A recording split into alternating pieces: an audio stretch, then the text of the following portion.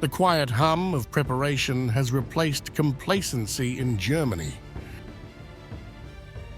where a newly revealed 1,000-page secret document dubbed Operation Deutschland lays bare plans for national survival in a potential World War III scenario. The Sun reported on this chilling strategy, detailing how Berlin is gearing up for emergencies as the specter of Vladimir Putin's war in Ukraine casts a long shadow over Europe. Putin is playing with our fear. He didn't just start doing this 1,000 days ago.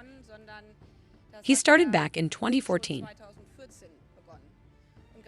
And Germany, in particular, made the mistake back then, especially politically, of allowing itself to be intimidated by this fear and, above all, not listening to its partners, especially our Eastern European partners,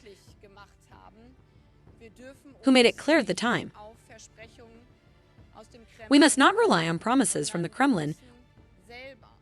We must invest in our own security and protection.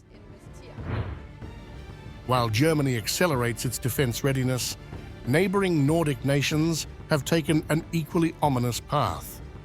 Swedish citizens were handed eerie survival pamphlets titled "If Crisis or War Comes," echoing Finland and Norway's similar warnings of potential calamity.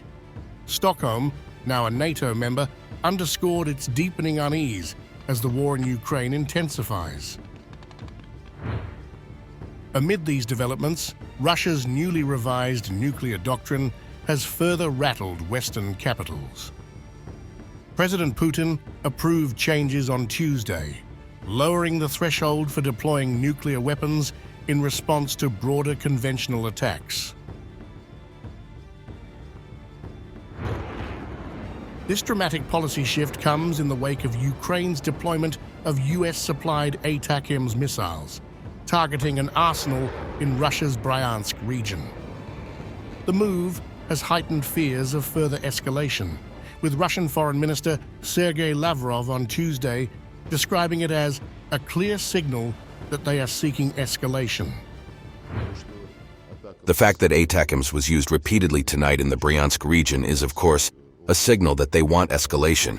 It is impossible to use these high-tech missiles without the Americans. Putin said this many times, and he warned about how our position will be changing if this range, which they are now talking about up to 300 kilometers, is approved. The president mentioned this several times.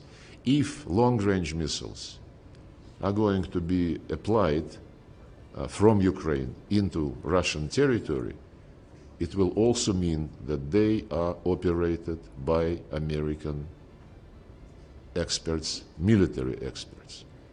And we will be taking this as a qualitatively new phase of the Western war against Russia, and we'll react accordingly. The timing is no coincidence. Moscow had repeatedly warned that Western nations supplying long-range missiles capable of hitting Russian soil would be treated as active participants in the conflict. US President Joe Biden's decision to allow Ukraine to utilize these weapons has now drawn Putin's ire, bringing NATO members into sharper focus as potential targets. Germany's Operation Deutschland is a stark reflection of these heightened tensions.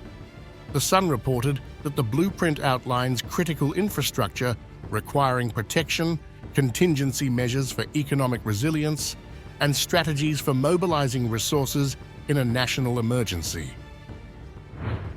Already, business leaders in Hamburg have received briefings urging them to achieve self-sufficiency, including installing backup diesel generators and training extra truck drivers to offset potential workforce disruptions.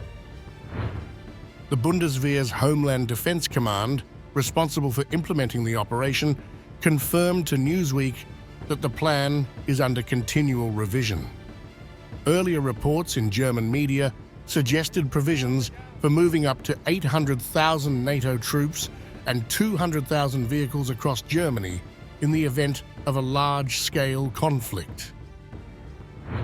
Elsewhere, NATO allies are bolstering their defences.